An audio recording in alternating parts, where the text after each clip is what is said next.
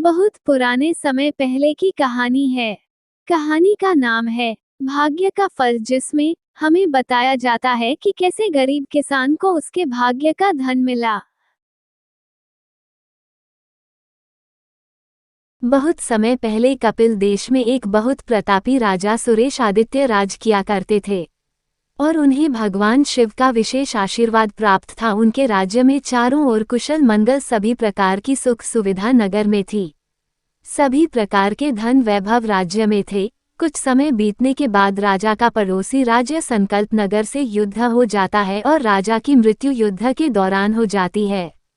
युद्ध के पश्चात कपिल देश पर पड़ोसी राज्य के राजा राज करने लगे, जिससे वहां की प्रजा बहुत ही ज्यादा परेशान होने लगी। तब वो लोग कपिल देश को छोड़कर श्राप देकर चले गए, ये राज्य पूरी तरह से खत्म हो जाएगा। वहां की रानी पद्मांजलि ने अपने राजमहल के सभी धन को हिमगिरी की पहाड़ियों में छुपा दिया और कहा इस धन को सिर्फ कोई गरीब व्यक्ति ही निकाल सकता है, और रानी ने मजबूर होकर आत्महत्या कर ली और वे चुड़ैल बन गई और खजाने की रक्षा करने लगी। आगे समय बीतने पर भविष्य में इस राज्य के पास एक गरीब किसान रहता था जो भगवान शिव का बहुत ही बड़ा भक्त था।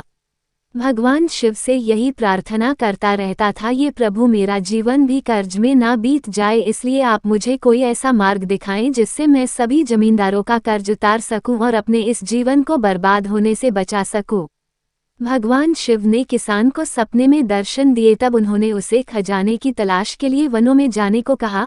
अब किसान खजाने की तलाश में वनों में चला गया और उसने अपने पूर्वजों सुन रखा था कि रानी पद्मांजलि ने खजाने को हिमालय की हिमगिरी की पहाड़ियों में छुपा दिया था ताकि यह इस दुश्मनों से बचाया जा सके। तभी गरीब किसान अपनी पत्नी और बेटी को लेकर खजाने की तलाश में बहुत दूर तक वन में चला गया। रास्ते में उसे खूंखार जंगली जानवरों से बचते हुए हिमालय की पहाड़ियों में जाने पर गुफाएं दिखाई दी, जिसमें वह अंदर चला गया और उसे जादू दरवाजे को पार करते हुए उसने भगवान शिव के द्वारा बताए गए मंत्र का उच्चारण किया, जिससे गुफा के अंदर बैठी चुड़ैल ने खजाना लेने की अनुमति दे दी और उसने भगवान शिव का धन्यवाद किया और वह गांव में खजाना ले आए। इसके बाद में कुछ ही दिनों में बहुत ही अमीर हो गए और उन्होंने जमींदारों का सभी कर्ज उतार दिया और गांव में गरीब व्यक्तियों की मदद करने लगे। अब गरीब किसान बहुत ही दयालु और परेशान व्यक्तियों की धन देकर मदद करने लगा और रानी पद्मांजलि को मुक्ति मिल गई। अब गरीब किसान ने अपने पूर्वजों के भी सभी कर्ज को उतारकर पूर्वजों की आत्मा को भी शांति प्रदान की और गरीब किसान अब अपने परिवार के साथ सुख में जीवन जीने लगा।